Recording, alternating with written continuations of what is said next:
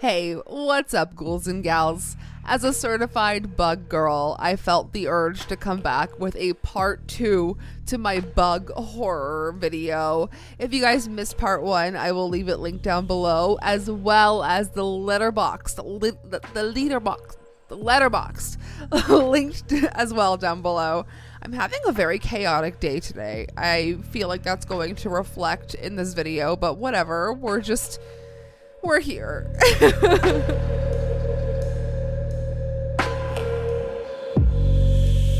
If you do enjoy this video though, please go ahead and give this video a thumbs up, subscribe for more, check out all of my links down below if you would like to see any more of me or support the channel any further. Let's get right into 5 more horror movies about bugs, creepy crawlies, insects, you know, all those things your boyfriend probably hates. And I'm only saying that because if you're here and you watched part 1, you would know that Alex is absolutely horrified of bees. Let's start off with number 5 in a movie we watched recently that kind of sparked the idea for part 2 of this list and stung, from 2015. A fancy garden party turns into upper-class prey when a colony of killer wasps mutates into 7-foot-tall predators. The idea for this film actually came from the writer's actual experience working at an outdoor garden party that had a wasp problem. So imagine like being afraid of wasps, working a garden party that had like a wasp infestation, and then writing a horror movie about killer wasps based on an experience you had in real. Like, that's so cool. I'm actually writing a short story about bugs right now, and it makes me itch.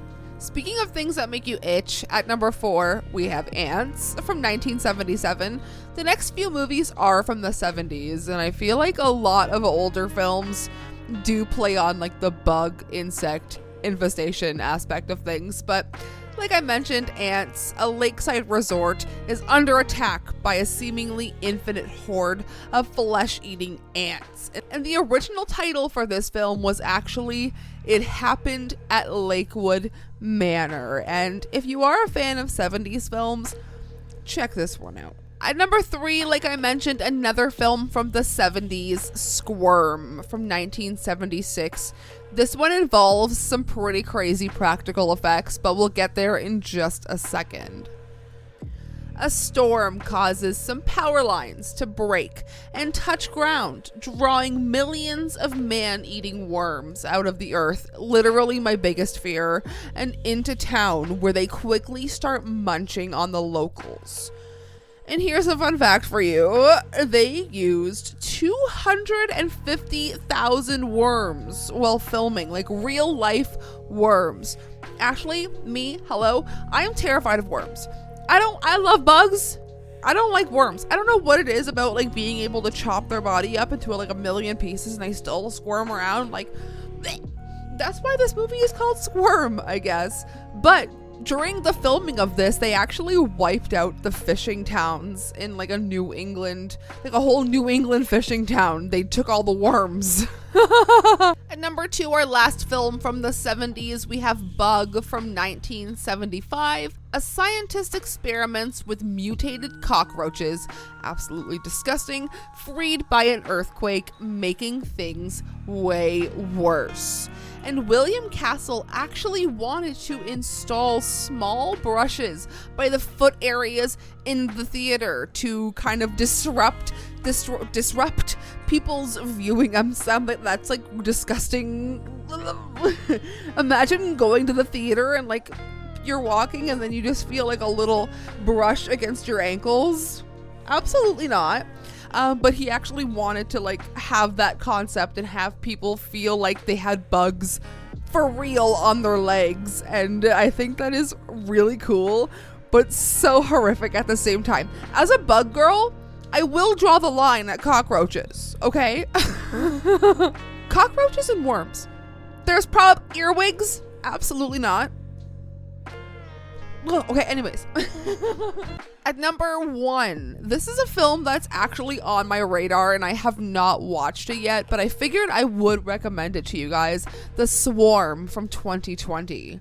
A single mother's locust farm is failing, but she discovers by accident the blood makes them thrive and does her best to hide her secrets. And for some reason, I'm having a hard time wrapping my head around a locust farm. Like the itchy. There's like cat hair on the mic. Anyways, the way the movie is marketed, like it feels like they're eating the locust. Is that a thing? I'm gonna do some research. Hang on, let me just pause. Yeah, when I look into this movie more, it says that like she's breeding locusts for high protein food. Have you ever eaten a locust? Just let me know down below. You ever eat one of these? When I went to Florida when I was in high school, my cousin and I, shout out Keely, we went on the Men in Black ride, and I remember at the end we got like lollipops, like suckers with like millipedes, multiple legged animals, insects. Oh my god, insects. In these like sugar, like melted sugar. I ate it. I don't care. Anyways, before we wrap up here, speaking of The Swarm, I just kind of thought of this. There was a television show from last year called The Swarm. I don't know if any of you watched it. I kind of wanted to, but I wasn't sure if I would like it or not. Let me just like tell you what it's about here while I have it up. Humanity faces an unknown threat that lives in the sea, and it's almost like all of the sea life, whales, naturally, they all just start like becoming murderous. I don't know the whole premise. If you've seen it, let me know. I've only heard about this like through the grapevine in the horror community, but yeah, let me know if you've seen the show The Swarm. Speaking of, not to be confused with Swarm, which was the one based on the Beehive. Shout out Beyonce. This video is getting so off topic. I'm gonna end it here. Like I said, I have had a very chaotic day. This video probably reflects it. I hope that you guys enjoyed. I will see you guys very soon. Let me tell you, I am dreading filming my August recap for Letterboxd. You guys know that I do my everything I watched in the previous month.